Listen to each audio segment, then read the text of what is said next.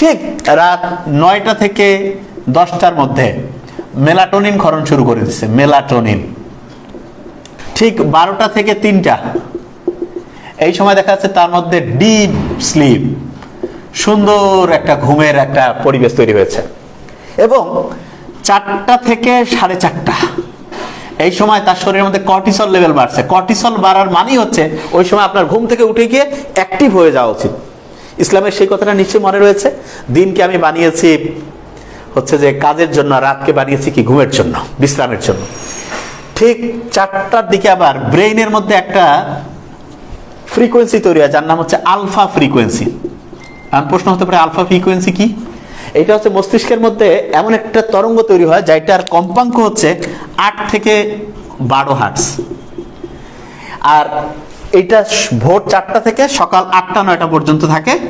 এবং এই সময় আপনি 1 ঘন্টায় যা পড়তে পারবেন, দিনের সকাল 9টার পরে বিকাল সন্ধ্যা পর্যন্ত দেখা যাবে ভোরে 1 ঘন্টায় যা পড়বেন, দিনে 9টার পর থেকে 10টা 12টা 14টা এইরকম সময়ে ওই পড়া পড়তে 1 ঘন্টার পড়া পড়তে 5 ঘন্টা লাগবে। তার মানে কেউ যদি ভোরে 4-5 ঘন্টা পড়ে ফেলে, সারাদিনে 18-20 ঘন্টা পড়লে যে উপকার হবে সেই রকম উপকার সে পেয়ে যাবে।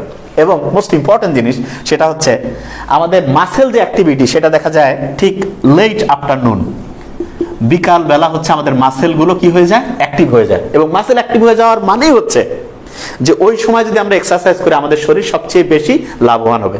এবং আমরা যদি ইন্টারন্যাশনাল স্পোর্টসের দিকে তাকাই তাহলে দেখবো সবচেয়ে ইমপ্রেসিভ রেকর্ডগুলো লেট আফটারনুনে হয়েছে।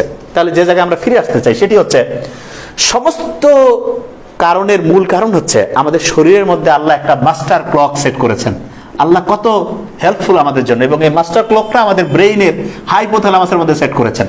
এবং আধুনিক সময় আমরা জানি শরীরের মধ্যে যে লক্ষ লক্ষ কোটি কোটি সেল আছে না, এর মধ্যেও প্রত্যেকটা কোষের মধ্যে আলাদা আলাদা পেরিফেরাল ক্লক আল্লাহ সেট করেছেন।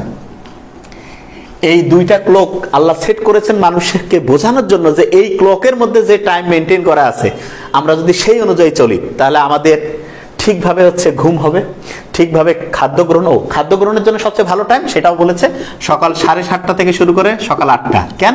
এই সময় আমাদের ওই যে গাট মাইক্রোবস, যে খাবার হজমের জন্য যে বিভিন্ন ব্যাকটেরিয়া, এরা ভালো করে অ্যাক্টিভ হয়। এবং দিনের মধ্যে সন্ধ্যার আগ পর্যন্ত আমাদের বা সন্ধ্যার একটু পর পর্যন্ত খাওয়া ভালো হজম হয়। এবং মোস্ট ইম্পর্টেন্ট রাত 9টার দিকে বা 8:30, 9টা, 10টার দিকে ঘুমিয়ে যাওয়া, 4টা পর্যন্ত ঘুমানো, 4টা থেকে 8টা পর্যন্ত পড়াশোনা, তারপরে সকালে নাস্তা করা, বিকালে এক্সারসাইজ করা। এই নিয়মগুলো যদি মানি এবং ছেলে মেয়েদের থেকে শুরু করে প্রত্যেকের কাছ থেকে ডিজিটাল ডিভাইস দূরে সরিয়ে নেই, আশা করা যায় অসাধারণ জীবন আমরা উপভোগ করতে পারবো। এবং আল্লাহ আমাদের যে ইন্টারনাল ক্লক দিয়েছেন সেটা মেনটেন করলে একটা ইবাদত হবে। Thank you so much.